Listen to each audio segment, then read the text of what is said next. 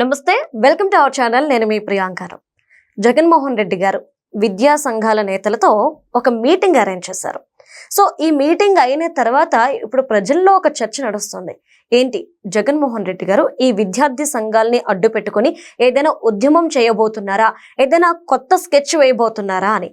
మరి ఇప్పుడు ఈ వైఎస్ఆర్సీపీ పార్టీ కానీ జగన్మోహన్ రెడ్డి గారు కానీ వేసే స్కెచ్ లో వీళ్ళు సక్సెస్ అవుతారా లేదంటే ఫెయిల్ అవుతారా, అసలు ఏం స్కెచ్ వేయబోతున్నారు అనేది తెలుసుకునే ప్రయత్నం చేద్దాం. సో దీని గురించి మనతో మాట్లాడడానికి సీనియర్ జర్నలిస్ట్ సిఎస్ రావు గారు ఉన్నారు. ఆయన అడిగి తెలుసుకుందాం. నమస్తే సార్. నమస్తే సార్, జగన్మోహన్ రెడ్డి గారు ఇప్పుడు కొత్త స్కెచ్ వేయబోతున్నారు.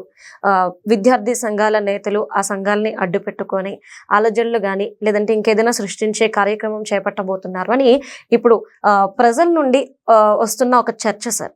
అంటే దానికి మొన్న జరిగిన మీటింగ్ కూడా కాస్త దోహదపడుతుంది. మీరేమంటారు, ఏదైనా కొత్త స్కెచ్ వేస్తున్నారా జగన్మోహన్ రెడ్డి గారు? ఇప్పుడు ఏదైతే ప్రయత్నం చేస్తున్నారో జగన్మోహన్ రెడ్డి గారు, ఇదే ప్రయత్నం ఇంచుమించుగా 2019 ఎన్నికల ముందు కూడా చేశారు. ఏంటి, ఇప్పుడు వైఎస్ఆర్ కాంగ్రెస్ పార్టీ విద్యార్థి విభాగం ఉంది. ఆ విద్యార్థి విభాగం ద్వారా మెడికల్ కాలేజీని ప్రైవేటైజ్ చేస్తున్నారు చంద్రబాబు నాయుడు గారు. దాన్ని నిరసిస్తూ 12వ తారీఖున పెద్ద ఉద్యమం చేయాలి మనం, మీరు అందరూ రోడ్ల మీదకి వచ్చేసేయండి, రోడ్ల మీదకి వచ్చేలాగా అందరిని యూత్ని మీరు మొబిలైజ్ చేయండి అని చెప్పి ఆదేశాలు పాస్ చేశారు నిన్న మీటింగ్ లో. జనరల్ గా ఆయన మంగళవారం మధ్యాహ్నం వచ్చి బుధవారం మధ్యాహ్నానికి వెళ్ళిపోతుంటారు. ఆయన టూర్ షెడ్యూల్ ని కొంచెం సడలించుకున్నట్టు కనిపిస్తుంది. ఎందుకంటే మధ్యాహ్నం వెళ్ళిపోవాలి, వెళ్ళిపోకుండా గురువారం కదా నిన్న, గురువారం మీటింగ్ పెట్టారు. మరి గురువారం కూడా ఉన్నారు.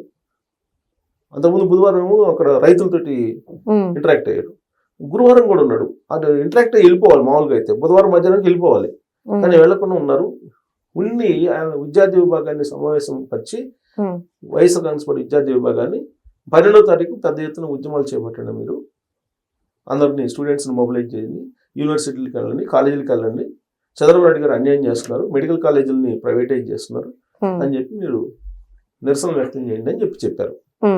ఆయన అధికారంలోకి వచ్చేటప్పుడు 12 మెడికల్ కాలేజీలు ఉన్నాయి, ఆ తర్వాత 17 మెడికల్ కాలేజీ నేను తీసుకొచ్చానని చెప్పి చెప్తూ ఉన్నారు ఆయన. సరే, దాని మీద మొన్నటి వరకు మనం ఏం జరిగిందని చూసాం. ఆయన కూడా ఒక మెడికల్ కాలేజ్ దగ్గరికి నేనే కట్టానని చెప్పి మునిగోడల దగ్గరికి వెళ్ళి ఆయన చూపించారు. యాక్చువల్గా పరిపాలనా అనుమతులకి మెడికల్ కాలేజీలు కంప్లీట్ కావడానికి తేడా ఏంటి కూడా వాళ్ళకి తెలియట్లా. మొత్తం 17 కాలేజీలు మేము నిర్మించాం, కట్టేసాము అని చెప్పి చెబుతున్నారు. వాళ్ళు నిర్మించింది 5 కాలేజీలు పర్మిషన్ తీసుకొచ్చుకుంది. పోనీ ఈ 5లో మీరు గవర్నమెంట్ కాలేజీలు అని చెప్పి చెబుతున్నారు కదా, మీ హయాంలో మీరు గవర్నమెంట్ కాలేజీలు నిర్మించాము, మేము గవర్నమెంట్ కాలేజీలకి మేము ఓపెన్ చేసామని చెబుతున్నారు కదా. గవర్నమెంట్ కాలేజీలో ఫీజు ప్యాటర్న్ ఎలా ఉంటుంది? 10,800 రూపాయలు. ఎన్ని సీట్లు ఉంటే అంతమందికి, 150 సీట్లు ఉంటే 150 మందికి ఒక్కొక్కరికి 10,500 రూపాయలు ఫీజు ఉండాలి. మీరు పెట్టింది కనుక గవర్నమెంట్ కాలేజ్ అయితే. కానీ మీరేమి ఇచ్చారు జీవోలో? మీరు ఇష్యూ చేసిన జీవోలో ఏముంది? A category, B category, C category ఉందా లేదా? ఏ కేటగిరీ వాళ్ళకి మాత్రమే 10,800, మిగతా బి కేటగిరీ వాళ్ళకి 13 లక్షలు, సి కేటగిరీ వాళ్ళకి 20 లక్షలు ఫీజులు పెట్టారు కదా. మరి పేద ప్రజల కోసం నేను మెడికల్ కాలేజీలు నిర్మించాను, కానీ చంద్రబాబు నాయుడు గారు వచ్చిన తర్వాత దాన్ని పీపీపీ మోడల్లో తీసుకెళ్లి ప్రైవేటైజ్ చేశారని చెప్పి మీరు చెప్తున్నారు కదా. ఇప్పుడు చంద్రబాబు నాయుడు గారు ప్రైవేటైజ్ చేసినందువల్ల నాకు వచ్చిన నష్టం ఏంటి? ఇప్పుడు మీరు గవర్నమెంట్ డబ్బులతో మీరు కట్టించిన దానివల్ల వచ్చిన లాభం ఏంటి? ఇది చెప్పాలి కదా. ఇప్పుడు ఆయన గవర్నమెంట్ కాలేజీలు కట్టారు, గవర్నమెంట్ డబ్బుతో కట్టారు, 300 కోట్లు ఏం పెట్టి కట్టారు. కట్టిన తర్వాత మీరు పూర్ పీపుల్కి మీరేమన్నా సీట్లు ఇస్తున్నారు? అక్కడ ఇవ్వట్లేదుగా. మీరు అనుకున్నటువంటి పూర్ పీపుల్ ఏ కేటగిరీ కింద 10,800, బి కేటగిరీలో మరి మీరు 13 లక్షలు ఎందుకు పెట్టారు ఫీజు? సి కేటగిరీలో 20 లక్షలు ఎందుకు పెట్టారు?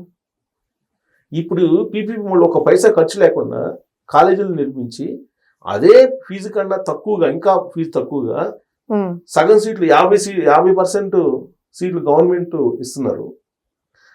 సేమ్ జగన్మోహన్ రెడ్డి ఖర్చు పెట్టి కట్టించిన కాలేజీలు ఏ విధంగా అయితే ఉందో దాన్ని కూడా అంతే కదా. సేమ్ 50 సీట్లు 10,500కి 800కి ఇస్తున్నారు. మిగతా బి కేటగిరీలో వాళ్ళు అదే 14 లక్షలు ఏం చేసినట్టున్నారు. సి కేటగిరీలో ఎన్ఆర్ఐ కేటగిరీ ఎలాగో సి కేటగిరీ ఉంది, పైసా ఖర్చు లేకుండా మెడికల్ కాలేజీలు కట్టించి 50% సీట్లు ఫ్రీగా వస్తున్నాయి కదా పేదలకి, పైసా ఖర్చు లేకుండా.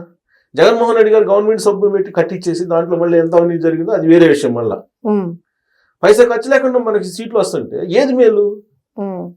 డబ్బులు ఖర్చు పెట్టి పేదలకు అందుబాటులో లేకుండా సీట్లు కేటాయింపు ఉండడం బెటరా, ఒక పైసా ఖర్చు లేకుండా పేదలకి సీట్లు తక్కువ రేటుకి ఇవ్వడం బెటరా?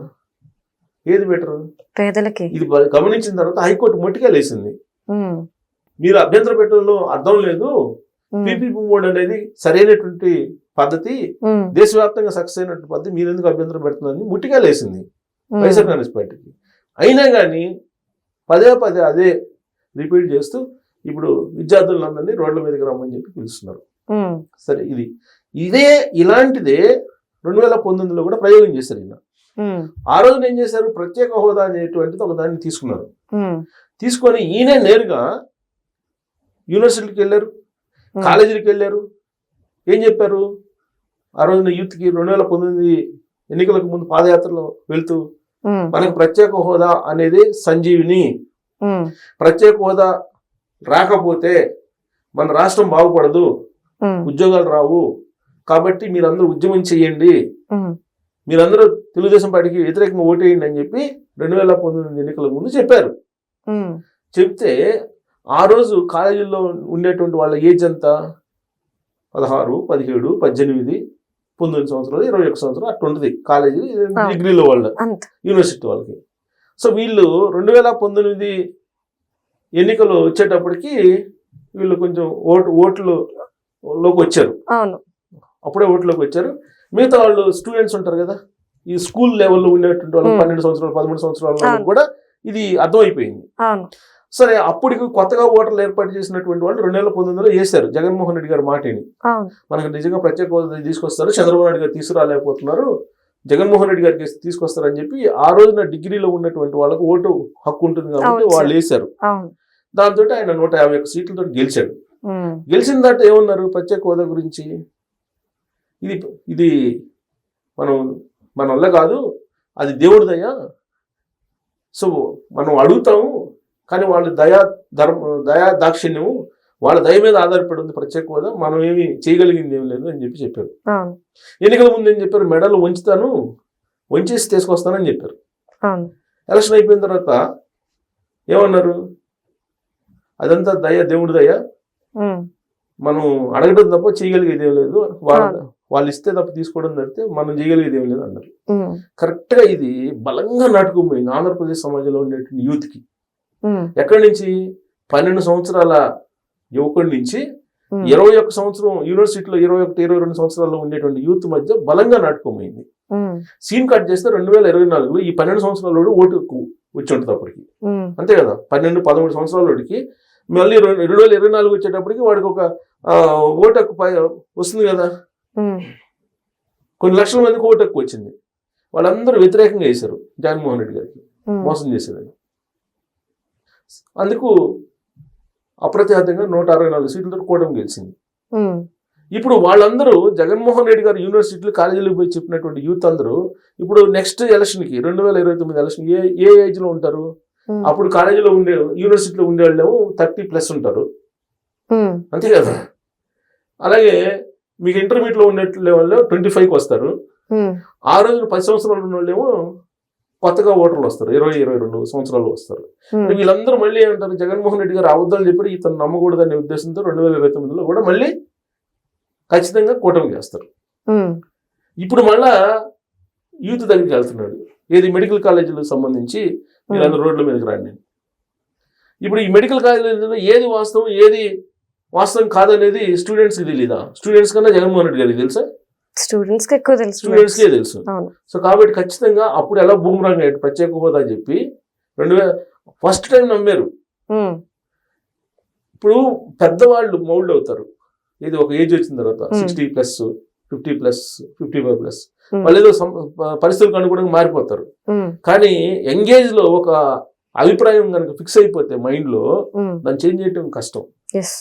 సో జగన్మోహన్ రెడ్డి గారు అంత జీవితాంతం గుర్తుండిపోయేటువంటి మార్క్ వేసాడు వాళ్ళ మీద, యూత్ మీద, ప్రత్యేక హోదా తీసుకొస్తానని. సో వాళ్ళు మర్చిపోరిన ఇప్పుడు ఏం చెప్పినా గానీ యూత్ అప్పుడు చెప్పావు కదా,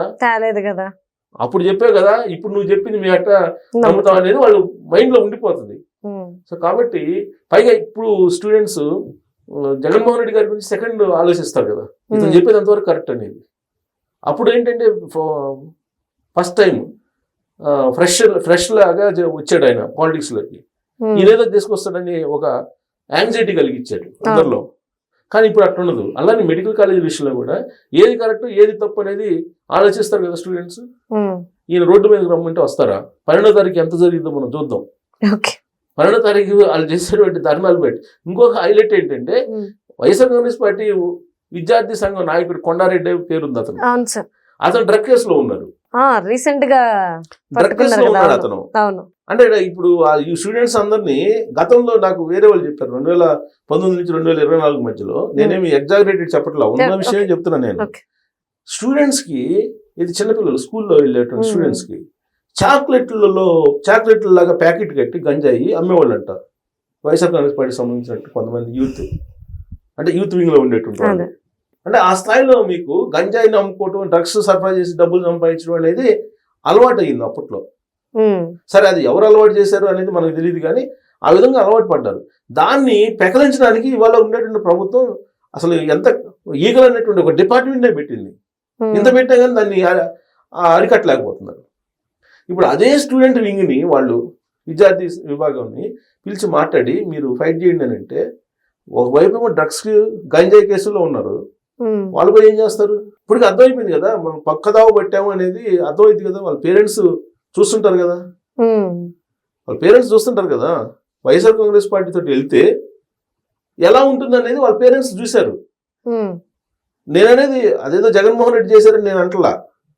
ఆ పార్టీలోకి వెళ్ళిన తర్వాత ఎవరైతే ఆ లోకల్ గా ఉండేటువంటి లీడర్లు ఉంటారో వాళ్ళని బట్టి వీళ్ళు కూడా వెళ్తుంటారు. నేను జగన్మోహన్ రెడ్డి గారిని డైరెక్ట్ గా నేనైతే హిట్ చేయదలుచుకోవట్లా. ఎందుకనంటే లోకల్ ఇప్పుడు జోగి రమేష్ ఉన్నాడండి, జోగి రమేష్ తోటి వెళ్ళేటువంటి వాళ్ళు ఏం ఆలోచిస్తారు? జోగి రమేష్ డబ్బులు ఎలా సంపాదిస్తున్నాడు, నకిలీ మద్యంతో సంపాదిస్తున్నాడు అనేది ఇప్పుడు పోలీసులతో తేలింది. సో ఆయన తోటి సంపాదించే వాళ్ళు ఎవరు ఉంటారు? ఆయన తయారు చేసిన నకిలీ మద్యాన్ని బెల్ షాపులకు అమ్మే వాళ్ళు ఉంటారు. ఎవరు ఉంటారంటే యూత్, ఆ పార్టీలో ఉండేటువంటి యూతే ఉంటారు. అంటే యథా రాజా తదా ప్రజ కాదు, యథా నాయక తదా ప్రజ, రివర్స్ ఇప్పుడు. సో కాబట్టి అంత ఈజీ కాదు జగన్మోహన్ రెడ్డి గారికి.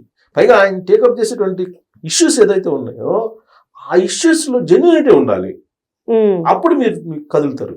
రీసెంట్ గా రైతుల దగ్గరికి వెళ్ళి ఏం చెప్తాడు? చంద్రబాబు నాయుడు గారు ఏం చేయలేరు, నేను ఇచ్చాను పంటల బీమా అన్నాడు. ఇచ్చారు. ఎప్పుడు ఇచ్చారు? ఖరీఫ్కి ఇచ్చారు. రబీకి ఎక్కడ ఇచ్చారు? ఫస్ట్ ఖరీఫ్కి ఎక్కడ ఇచ్చారు? ఇవ్వాల. ఆయన ఏదో ఒక ఖరీఫ్ 2 ఖరీఫ్లకి ఇచ్చారు. సరే అంతవరకైనా మేలే, అదన్నా ఇచ్చాడండి. మరి మిగతా ఖరీఫ్ల పరిస్థితి, రబీల పరిస్థితి ఏంటి? కాకపోతే ఆయన టైంలో ఏంటంటే ఇంటర్నేషనల్ గా ఉండేటువంటి సిచ్యువేషన్స్ బాగున్నాయి కాబట్టి ధరలు బాగున్నాయి అన్నిటికీ. అదేదో ఈయన జగన్మోహన్ రెడ్డి గారు వచ్చినటువంటి ఫలితం కాదు అది. ఇంటర్నేషనల్ గా పరిస్థితులు బాగున్నాయి కాబట్టి వచ్చినటువంటి కొంత మేలే జరిగింది రైతులకి. అప్పుడు అంటే బహిరంగ మార్కెట్ లో వ్యవసాయ ఉత్పత్తులు మంచి రేటు పెరిగి పలికాయి. దాన్ని ఈయన క్రెడిట్ కింద చూపించుకునే ప్రయత్నం చేస్తున్నారు. కానీ అన్నిసార్లు సెంటిమెంట్, ఇప్పుడు కేసీఆర్కి అన్నిసార్లు సెంటిమెంట్ పనిచేసిందా? పనిచేయదు. అలానే జగన్మోహన్ రెడ్డి గారు కూడా అన్నిసార్లు ఒకేలాగా చెప్తే అది వర్కౌట్ కాదు. జెన్యూన్ ఇష్యూని తీసుకొని మీరు ఫైట్ చేస్తే అప్పుడు. ఇప్పుడేంటి ఈ మొత్తం చంద్రబాబు గారు చేసినవన్నీ కూడా ఆయన ఆయే అని చెప్తున్నాడు మళ్ళీ ఇప్పుడు కొత్తగా. ఏది గూగుల్ నాదే, ఆయన తీసుకొచ్చింది. పోలవరం నాదే, భోగాపురం ఎయిర్పోర్ట్ నాదే. అవును. అసలు హైదరాబాద్ లో చంద్రబాబు నాయుడు గారు ఔటర్ రింగ్ రోడ్ ఆయన ప్రమేయం ఏం లేదు, హైటెక్ సిటీలో ఆయన ప్రమేయం ఏం లేదు, ఇటు చెప్పడం మొదలు పెడుతున్నారు. మేము మా లాంటి వాళ్ళు సీనియర్ జర్నలిస్టులు అంటే నవ్వుకోవటం కాదు, సరే ఆయన మరి ఎందుకు మాట్లాడుతున్నారు అనుకుంటాం. ఇప్పుడు చంద్రబాబు నాయుడు గారు తయారు చేసినటువంటి 2020 విజన్ ని కంటిన్యూ చేశారు రాజశేఖర రెడ్డి గారు, డిస్టర్బ్ చేయకుండా. జగన్మోహన్ రెడ్డి గారు ఏం చేశారు? చంద్రబాబు నాయుడు గారు ప్రజావేదిక కట్టారు కాబట్టి దాన్ని కూల్ చేశారు. చంద్రబాబు నాయుడు గారు అదే చెప్తున్నారు, 2004 వరకు నేను ఏది చేశాను దాన్ని కంటిన్యూషన్ చేశారు రాజశేఖర రెడ్డి గారు కానీ, కిరణ్ కుమార్ రెడ్డి గారు కానీ, రోసయ్య గారు కానీ, తర్వాత వచ్చిన కేసీఆర్ గారు కానీ, వీళ్ళంతా కంటిన్యూ చేశారు. అందువల్ల అక్కడ డెవలప్మెంట్ కనిపిస్తుందని చెప్తున్నారు. సో కాబట్టి కొంచెం ఆలోచించి మాట్లాడితే పబ్లిక్ ఆలోచిస్తారు. పబ్లిక్ అన్నీ తెలుసు కదా. Right. Thank you so much sir.